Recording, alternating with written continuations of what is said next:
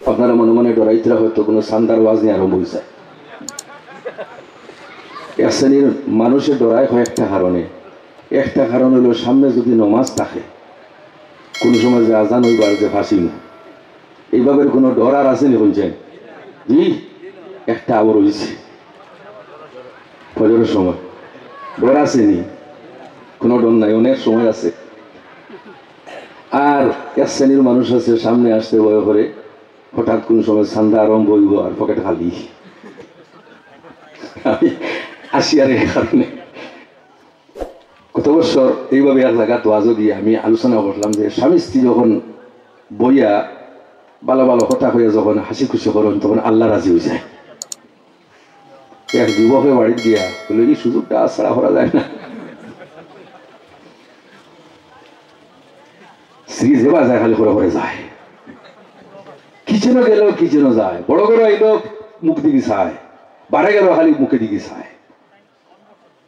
এবার যাওয়ার পরে মুরব্বী সেবা করলে আপনি এমন ওয়াজ করিয়া গেছো আমার ছেলের তো আপনার গাড়ুয়া ব্যাংক বানাই গেছো।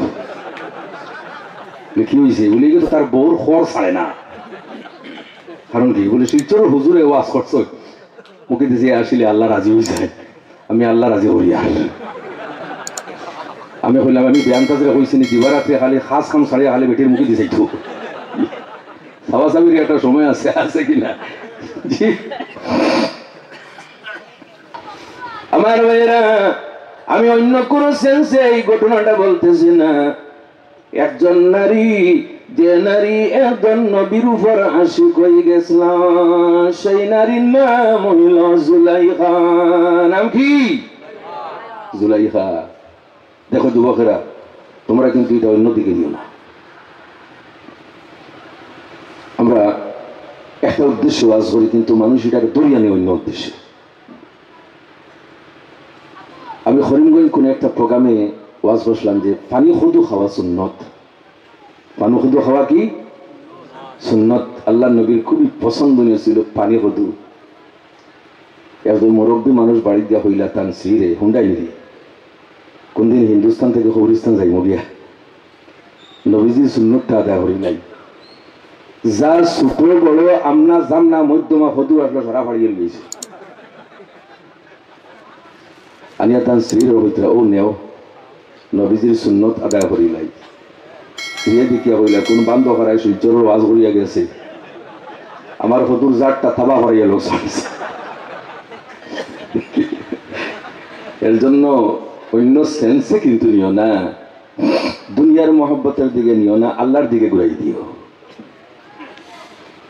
জুলাইখা যখন নাসি কইলাম ইউসুফ আলাইহিস সালামের উপর, হযরত ইউসুফ আলাইহিস সালাম কি পরিমাণ সুন্দর ছিল, যদি কোনো মানুষে একবার দেখতো 15 দিনের জন্য পেটের ক্ষুধা পর্যন্ত নিবারণ হয়ে যাইত। জোরে করে হইয়া সুবহানাল্লাহ। একবার দেখলে মাস দিন 15 দিনের জন্য পেটের ক্ষুধা নিবারণ হয়ে যেত।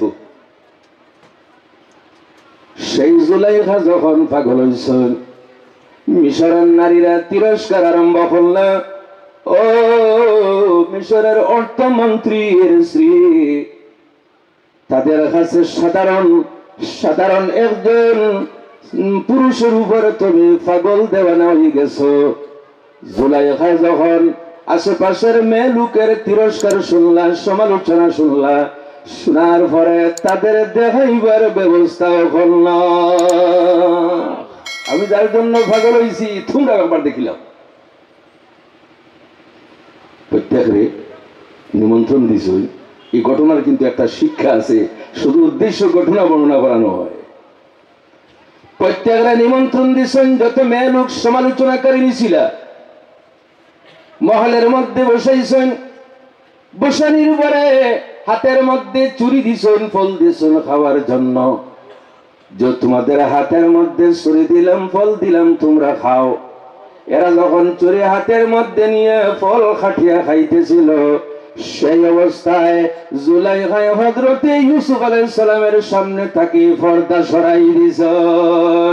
ফালাম্মা রাআইনাহু আকবারনাহু ওয়া কাত্তা'না আইদিয়াহুন্না, যখন ইউসুফ আলাইহিস সালামের সুন্দর মুখমণ্ডল দেখছেন, রূপ দেখছেন, দেখার সঙ্গে সঙ্গে ফল ছাড়িয়া নিজের পাশে আঙ্গুল খাটিয়া রক্তাক্ত করে লাইছে।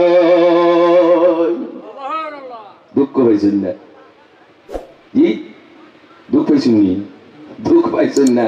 ফল ছাড়িয়া নিজের পাশে আঙ্গুল খাটিয়া রক্তাক্ত হয়ে লাইছেন, দুঃখ অনুভব করছেন না?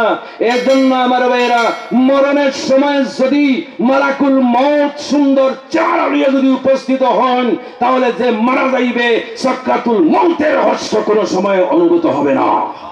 জোরে বলে সুবহানাল্লাহ। ইউসুফ আলাইহিস সালামকে দেখিয়া যদি মিশরের নারীরা নিজের পাশে আঙ্গুল হারিয়ে লইছেন, কষ্ট অনুভব করছেন না, সেই মরণের সময় যদি উম্মতের কান্ডারি, মানবতার মুক্তির দিশারি নবী আখিরি মুহাম্মদুর রাসূলুল্লাহ যদি তখন, তাহলে উম্মত এই দুনিয়ার থেকে বিদায় নিতে কোনো ধরনের কষ্ট পাইবে না। জোরে বলে সুবহানাল্লাহ। আল্লাহর দরবারে দোয়া করায়, আল্লাহ মরণের সময় আপনার নবীজি আমাদের নিকটে রাখিও। সবাই বলে আল্লাহুম্মা আমিন।